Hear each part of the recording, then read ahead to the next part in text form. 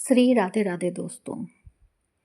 इस बार की कथा का नाम है फूल सखी और राधा रानी।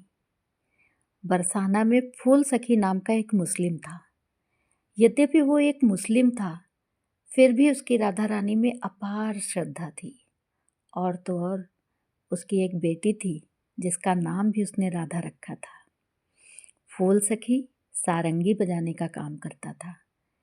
कोई भी उत्सव होता तो वो सारंगी बजाता और उसकी बेटी राधा उसकी धुनों पर नृत्य करती।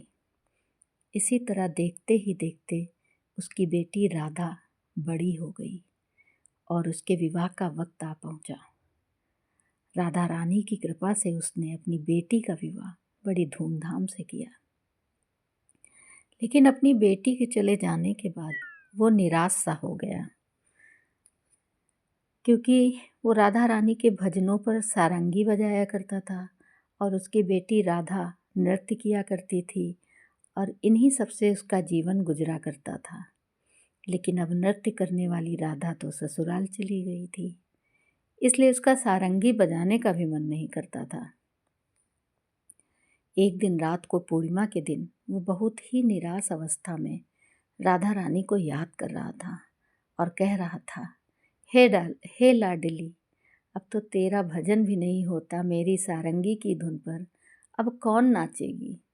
तभी उसने अचानक अपनी सारंगी उठा ली और बड़े ही भाव से राधा रानी का भजन करते हुए मुख से राधा राधा निरंतर निकल रहा था। भला किशोरी जी कोई इतने भाव से पुकारे, भला किशोरी जी को कोई इतने भाव से पुकारे और वे ना आए, ऐसा तो हो ही नहीं सकता। फूल सखी सारंगी को बजाने लगा और वो उसी धुन में इतना डूब गया कि उसे कुछ भी याद ना रहा। तभी लाडली जी के महल के कपाट खुलते हैं और उनमें से नेत्रों को अंधा कर देने वाली अपार उजाले की चमक दिखाई पड़ती है और उसी उजाले में से एक छोटी सी गौर वर्ण की कन्या आती है और फूल सखी की सारंगी की धुन पर नाचने लगती है। फूल सखी भी इतना मदहोश हो जाता है कि वो सारंगी बजाए और वो छोटी सी कन्या नाचती ही जाए, उसे कुछ भी होश ना रहा और नाचते नाचते वो छोटी सी कन्या फूल सखी को महल की एक एक सीढ़ी चढ़ाती गई और फूल सखी भी एक एक करके वो सीढ़ियाँ चढ़ता ही गया। और जैसे ही वो कपाट तक पहुँचा, तभी महल के कपाट बंद हो जाते हैं और फूल सखी भी अंदर ही चला जाता है। और फूल सखी कहाँ गया, आज तक किसी को नहीं मालूम हुआ। भजन करते करते वो राधा रानी में ही विलीन हो गया।